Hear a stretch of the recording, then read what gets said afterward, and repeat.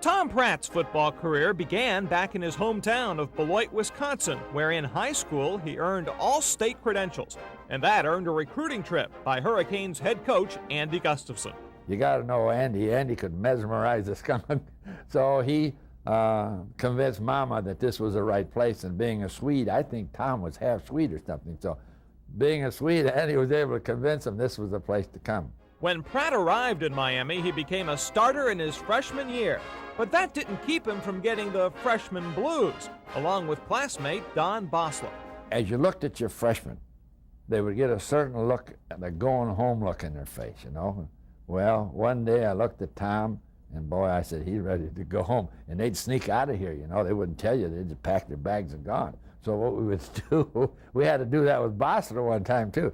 I snuck over into the dormitory, and I got his bags, the human thing, and we used to hide them. So if they wanted to go home, they couldn't go home without their bags, so they'd have to come and see us. Gus got a hold of both of us and said, you know, you're homesick, I realize that, and why don't you come on and use my phone and call your parents? Well, we did, and I tried not to take advantage of it. I was on for 10 minutes, and I think Tom was on for a good hour, but I'll never forget that because Gus had such a warm heart and loved Tom so much. But that moment behind him, Pratt went on to star on both sides of the football for Miami, as he was counted on to play nearly 50 minutes a game.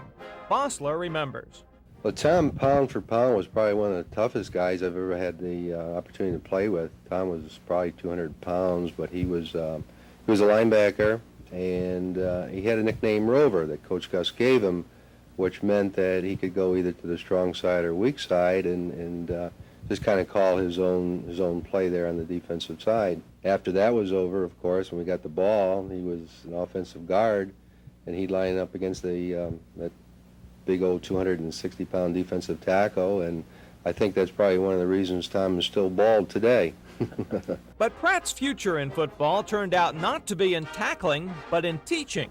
He became Miami's freshman coach and caught the eye of former Hurricanes assistant Hank Stram. When I took over the Dallas Texan job, I felt at that particular time that I would like to have Tom join our staff in Dallas. However, he was busily involved with the Miami Hurricanes, of course, and I talked to Andy about it a little bit, and we both thought that it would be better for him to stay at the University of Miami for a little longer period of time, and so that's what we did. And then when we moved from Dallas to Kansas City, why then I hired Tom. I really think he's one of the very best line coaches, defensive line coaches in the National Football League. He has a good rapport and a good relationship with the players. They respect him, which is vitally important, but in conjunction with that same point, they like Tom Pratt. He helped great players like Buck Buchanan and Curly Culp and Jerry Mays and Aaron Brown. Did a terrific job with those young people, and to this day they all have great regard and high regard for Tom because of the great job he did. After stints with the New Orleans Saints and the Cleveland Browns, today Pratt is back with the Chiefs, coaching one of the best defensive lines in the NFL.